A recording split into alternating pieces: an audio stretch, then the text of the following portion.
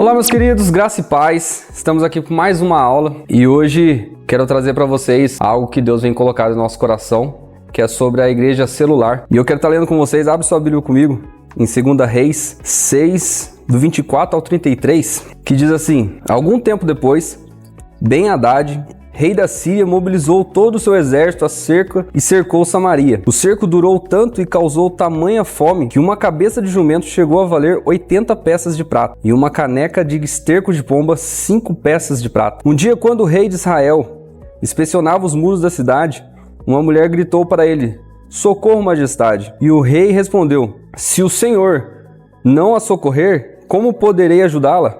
Acaso há trigo na eira ou vinho no tanque de prensar uvas?" Contudo, ele perguntou: "Qual o problema?" Ela respondeu: "Essa mulher disse: vamos comer o seu filho hoje e amanhã comeremos o meu.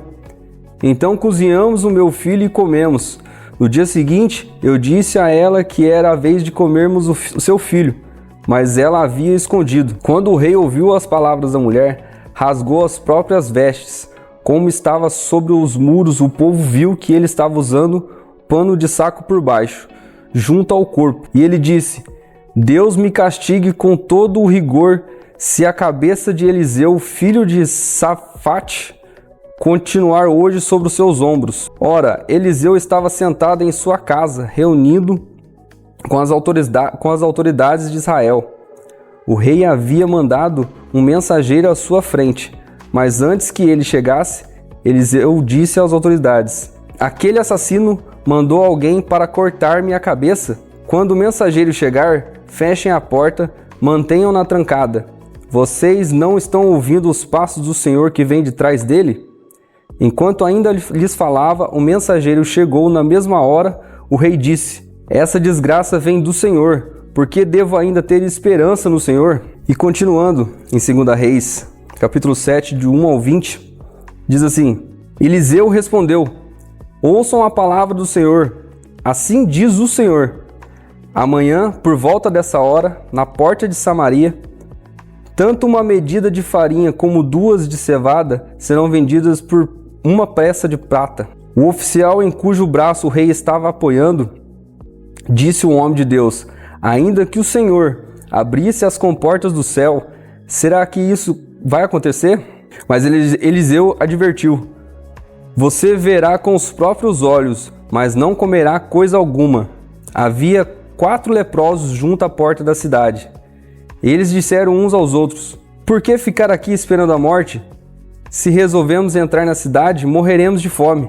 Mas se ficarmos aqui, também morreremos. Vamos, pois, ao acampamento dos arameus para nos render. Se eles nos pouparem, viveremos.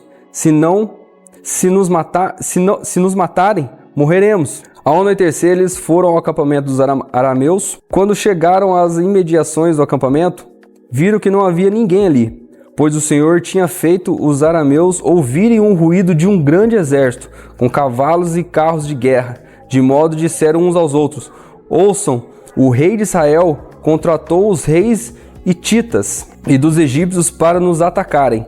Então, para salvar sua vida, fugiram ao anoitecer, abandonando tendas, cavalos, jumentos, deixando o acampamento como estava. Tendo chegado às intermediações do acampamento, os leprosos entraram numa das tendas, comeram, beberam, pegaram prata, ouro e roupas e saíram para esconder tudo. Depois voltaram e entraram noutra tenda, pegaram o que quiseram e esconderam isso também. Então disseram uns aos outros: "Não estamos agindo certo. Este é um dia de boas notícias e não podemos ficar calados. Se esperarmos até o amanhecer, seremos castigados. Vamos imediatamente contar tudo no palácio do rei." Então foram chamar os sentinelas na porta da cidade e lhes contaram: "Entramos no acampamento de arameu e não vimos nem ouvimos ninguém. Havia apenas cavalos e jumentos amarrados e tendas abandonadas." Assim que prepararam 2 carros de guerra com seus cavalos, o rei os enviou atrás dos exércitos arameu, ordenando aos condutores: "Vão e descubram o que aconteceu." Eles seguiram as pegadas do exército até o Jordão. Encontraram todo o caminho cheio de roupas e armas que os arameus haviam deixado por detrás enquanto fugiram. Os mensageiros voltaram e relataram tudo ao rei. Então o povo saiu e saqueou o acampamento dos arameus. Assim, tanto uma medida de farinha como 2 medidas de cevada passaram a ser vendidas por 1 peça de prata, conforme o Senhor tinha dito. Ora, o rei havia posto o oficial cujo braço tinha se apoiado, como encarregado da porta da cidade. Mas quando o povo saiu, atropelou-o junto à porta, e ele morreu, conforme o homem de Deus havia predito quando o rei foi à sua casa. Aconteceu conforme o homem de Deus dissera ao rei. Amanhã, por volta dessa hora, na porta de Samaria, tanto uma medida de farinha como 2 medidas de cevada serão vendidas por 1 peça de prata. O oficial tinha contestado um homem de Deus perguntando: ainda que o Senhor abrisse as comportas do céu, será que isso poderia acontecer? O homem de Deus havia respondido: você verá com os próprios olhos, mas não comerá coisa alguma. E foi exatamente isso que lhe aconteceu, pois o povo pisoteou junto à porta da cidade e ele morreu. Então podemos ver que a situação de Samaria é similar com o mundo de hoje, porque muitas vezes a gente começa a dar valor naquilo que não tem valor. Assim como em Samaria, por um período de escassez, eles começaram a dar muito valor, ao ponto de uma cabeça de jumento valer até 70 pratas e uma caneca de fezes de pombo valer até 5 moedas de prata. Assim é como hoje em dia. A gente coloca valor aonde não há valor. É tamanha a fome espiritual do homem moderno, que as pressões e angústias da vida têm levado muitos à loucura, à depressão, ao desespero e à busca desenfreada por algum tipo de satisfação. E até parece haver algo de macabro na forma como as crianças têm sido tratadas. Não só crianças de rua, descartadas como lixo, mas também as crianças ricas, abandonadas por seus pais em suas casas luxuosas. A loucura daquelas mães que comeram uma criança se repete simbolicamente no imenso descaso da sociedade pelas crianças e até no extremo horror dos inúmeros casos de sacrifício de crianças em rituais satânicos. Aqui vemos uma forma de desespero e loucura. Aqui citou apenas a depressão como uma doença moderna.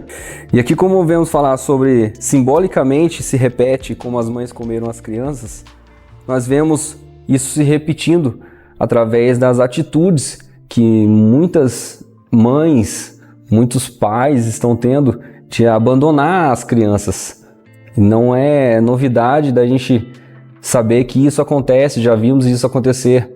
Diversas notícias acontecendo de mães abandonando crianças em sacos de lixo, em caixas de papelão, abandonando na rua mesmo, na porta de outras pessoas. E isso nada mais é do que um desespero, porque a pessoa acha que não é capaz de cuidar daquela criança, a pessoa provavelmente com uma depressão pós-parto, e isso leva a pessoa ao desespero a tomar uma decisão que afeta a vida dela e principalmente da criança. A ideia de um mundo carente, com pessoas correndo atrás de coisas sem rumo e direção. As pessoas com grande fome fazem grandes loucuras. No fundo, há uma grande fome de Deus. Como eu tinha dito, no desespero as pessoas tomam decisões, tomam atitudes que não condiz com o que era para ter tomado. Mas no fundo, o que essas pessoas têm é uma grande fome de Deus, a fome espiritual. Essa fome de Deus é um vazio enorme que somente Deus pode suprir, pode completar. Mas Deus tem uma palavra de esperança para os desesperados. Tudo indica que o cerco já durava anos. A situação era desesperadora. Não havia nenhuma expectativa de solução. Como farinha e cevada poderiam ser vendidas tão barato se elas nem existiam? No meio daquele caos em Samaria, daquela situação desesperadora, Deus promete uma grande virada da fome e miséria para a abundância. Deus promete vida abundante. Jesus disse: o ladrão vem somente para roubar, matar e destruir. Eu vim para que tenham vida, e vida em abundância. João capítulo 10, versículo 10. Podemos ter vida abundante através do nosso relacionamento com Deus. Assim aconteceu. Aqueles leprosos receberam riqueza acima de todas as suas expectativas, sem nenhum merecimento ou esforço, e suficientes não só para eles, mas para abastecer o povo inteiro.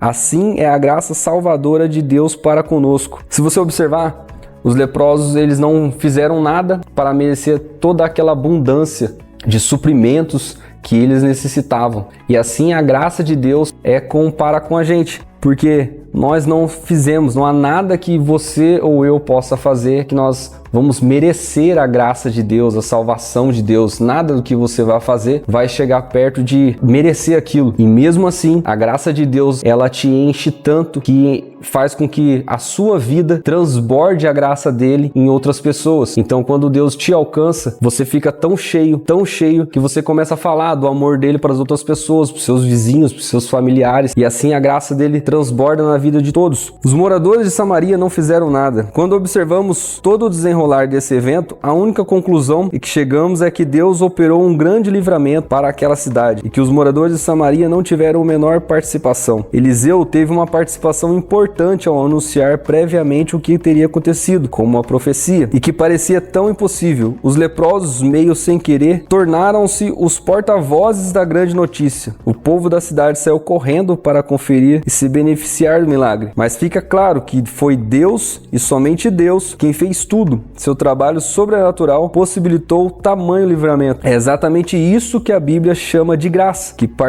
Que participação o homem pode ter na sua salvação. Alguns acham que devem fazer algo para merecê-la, como boas obras, sacrifício, esforços, etc. Mas de forma muito similar ao que Deus fez no livramento de Samaria, fez também pela nossa salvação. Tudo já foi providenciado pela nossa redenção. Não há nada que possamos acrescentar na perfeita e completa obra de Cristo na cruz por nós. Salvação é uma dádiva, é gratuito. Jesus desbaratou nossos inimigos e conquistou vitória para nós. Assim como eu tinha dito, não há nada que você faça, nada que você tente fazer que vai valer mais do que Cristo fez por nós na cruz. Então, Cristo fez isso por você.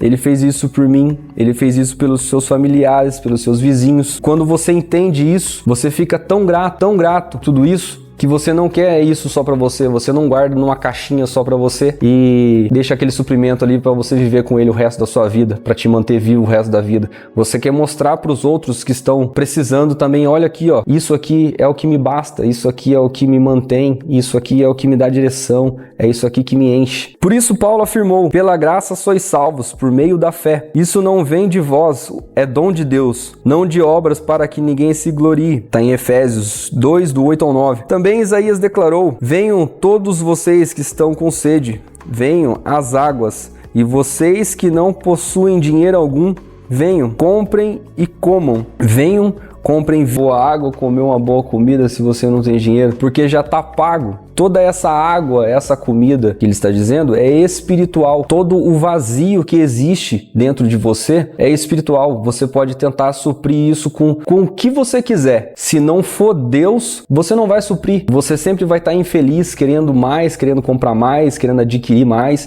e nunca vai suprir. Porque o que realmente supre, o que realmente mata essa sede espiritual, não tem dinheiro que pague. Somente Deus pode suprir. Há uma grande notícia para você. Não se desespere, não faça loucura. Há um Deus que te ama e quer te livrar. Chega de comer e beber porcarias e é de graça. Chega de perder tempo com aquilo que não tá te mantendo. Só tá fazendo você perder o foco. Só tá fazendo você dar valor àquilo que não tem valor. Aquilo que Deus tem para você é de graça, é de livre acesso. Deus deixou para você. Basta você tomar uma decisão e dizer, eu quero. E assim você vai viver abundantemente. A incredulidade produz morte. Toda a cidade de Samaria foi beneficiada pelo que Deus realizou. Deus livrou a todos do poder do inimigo e da morte, que era iminente. Entretanto, uma pessoa apenas, o oficial, não pôde usufruir daquele livramento e experimentou a morte. Ele não creu na provisão de Deus, ao afirmar que ainda que as janelas do céu fossem abertas, não aconteceria o que Eliseu profetizou. Hoje há muitos incrédulos também, duvidam do que Deus pode fazer, até mesmo duvidam da sua existência. O texto bíblico afirma, quem crê no Filho tem a vida eterna, já quem rejeita o Filho não verá a vida, mas a ira de Deus permanece sobre ele. João 3,36. Então, como podemos ver aqui, quero ler de novo com você. Quem crê no Filho tem a vida eterna. Já quem o rejeita o Filho não verá a vida, mas a ira de Deus permanece sobre ele. Você pode tentar de todas as formas provar que Deus não existe, que Jesus não veio, que tudo isso é mentira, mas no fundo, você só está fugindo de uma responsabilidade, você só está fugindo de um chamado. Você sabe que você é filho de Deus e você está rejeitando isso. Você vê Deus fazer milagres na vida de outras pessoas e você não se conforma. Como pode Deus fazer isso na vida de uma pessoa e não fazer na minha? Porque você ainda não entendeu. Deus ama você e Ele quer salvar você. Você é filho dele. Creia em Jesus e você vai ter vida. E vida em abundância. Mas infelizmente, se você decidir não crer, decidir que não acredita, infelizmente, eu não tenho uma boa notícia para você. Você vai perecer e o seu final vai ser muito ruim. Os leprosos foram instrumentos de Deus para levar as boas novas. Os leprosos eram pessoas rejeitadas naquela sociedade. Não podiam viver junto com os outros, por isso eles estavam junto à porta da cidade. A lepra na Bíblia simboliza o pecado e os leprosos os pecadores. Eles também estavam desesperados e famintos na busca de uma saída. Foram ao acampamento inimigo, encontrando tamanha abundância. Isso nos mostra que somente os que reconhecem pecadores famintos de Deus e de perdão encontram o caminho do pão vivo, do evangelho transformador de vidas. Para viver a Jesus tem que vir como necessitado. Jesus Cristo é a única esperança para este mundo sitiado pelas trevas. Quando aqueles 4 leprosos ficaram saciados naquele inesperado banquete gratuito, teriam todo o direito de guardar aquela bênção só para eles. Afinal, eram desprezados por causa da sua lepra. Eram marginalizados, discriminados e excluídos do convívio daquela cidade. Teriam todo o direito de agora se vingarem e não se importarem com o desespero daquele povo. Mas a história nos mostra que num dado momento os 4 leprosos caíram em si. Temos a solução. Este é um dia de boas notícias. Não podemos nos calar. Se alguém morrer naquela cidade, seremos culpados dessa morte. Vamos anunciar a casa do rei. Olha que interessante. Aqui eles dizem assim, que quando os leprosos são comparados com os pecadores e a lepra com os pecados, você consegue se pôr no lugar naquela situação. E muitas vezes a gente se vê como um pecador, cheio de pecados, não nos fechamos, não conseguimos chegar perto de outras pessoas, nos culpamos. Quando conhecemos Jesus, isso já nem importa mais, porque somos limpos e eles não se preocupam mais. Quando eles vivem aquela abundância, eles caem em si e falam, não, isso aqui é um dia de boas notícias. Isso aqui eu tenho que espalhar, eu tenho que contar pro próximo, eu não posso guardar isso aqui só para mim. Eles até esqueceram da lepra, esqueceram que eles eram os rejeitados e foram contar as boas notícias. Assim é quando Jesus entra na sua vida. Jesus entra na sua vida, perdoa os seus pecados, você entende que você é livre e aquela graça é tão grande que você sai falando para todos. Você não consegue ficar quieto no canto. Repara nessas palavras, este é o dia. E imediatamente, Deus está nos dizendo claramente que hoje é o dia de anunciarmos as boas novas. Não podemos esperar. Também precisamos despertar para o fato de que se alcançarmos tamanha graça, somos imediatamente responsáveis em dividi-la com os demais. Aqueles homens eram leprosos, doentes, feios e desprezados. Aparentemente não valiam nada, mas se tornaram portadores de uma maravilhosa notícia. Isso nos mostra que o poder não está no pregador, mas na mensagem. Podemos ter limitações, dificuldades e receio, mas é a gente assim que Deus quer usar para proclamar o Evangelho hoje a todos os famintos. Quem recebe a salvação eterna, que vem de graça de Deus e não do merecimento de obras humanas, tem grande responsabilidade de espalhar essa boa nova. Veja o que Paulo escreveu. Irmãos, pensem no que vocês eram quando vocês foram chamados. Poucos eram sábios segundo os padrões humanos, poucos eram poderosos, poucos eram nobres de nascimento, mas Deus escolheu o que para o mundo é loucura para ganhar os sábios, e escolheu o que para o mundo é fraqueza, para envergonhar o que é forte. Ele escolheu o que para o mundo é insignificante, desprezado, e o que nada é, para conduzir a nada o que é, a fim de que ninguém se vanglorie diante dele. 1 Coríntios, capítulo 1, do 26 ao 29, está escrito isso. Isso mostra que Deus usa mesmo os mais improváveis porta-vozes para que a glória seja somente dele. Neste sentido, como na história que nos dá valor à mensagem que carregamos. Ou seja, não importa a sua aparência física, não importa o seu intelecto, não importa se você já estudou numa faculdade, tem pós-graduado, não importa. O evangelho, ele é um só. Quando Deus escolhe alguém, não importa como você é, Deus vai transformar você de dentro para fora. Então Deus vai usar você, não importa a sua aparência, não importa as suas limitações, Deus vai usar você do jeito que você é. Hoje mesmo existem milhares morrendo sem Deus nessa cidade. Como faremos para ir a eles e compartilharmos a grande notícia do Evangelho? O que cada pessoa pode fazer de prático para incrementar seu ministério e evangelização pessoal? O que a célula pode fazer para efetivamente proclamar a mensagem do Evangelho? Será que às vezes a igreja e a célula não se tornam um banquete gostoso, mas egoísta e fechado? Vamos analisar. Nós estamos fazendo uma transição para a igreja em célula. E aqui faz uma pergunta: o que a célula pode fazer para efetivamente proclamar a mensagem do Evangelho? Será que às vezes a igreja e a célula não se tornam um banquete gostoso, mas egoísta e fechado? Por isso nós temos que tomar muito cuidado para nós não criarmos uma panelinha e somente deixarmos crentes, pessoas que já estão no Evangelho, chegar próximos a gente e fazermos com que seja apenas um ambiente, um banquete gostoso, agradável, que todo mundo se sente bem, mas não deixamos ninguém de fora entrar. Então nós temos que tomar cuidado para que nem na igreja e nem na célula se torne apenas uma reunião, apenas um grupo de estudos, talvez. Então nós temos que tomar cuidado, temos que sempre estar olhando quem são as pessoas que estão vindo à nossa igreja, à nossa célula. Tem bastante pessoas que são não crentes no nosso meio? Se não, abre o teu olho, que a sua igreja ou a sua célula pode apenas estar virando um ponto de encontro dos crentes que já estão próximos de você.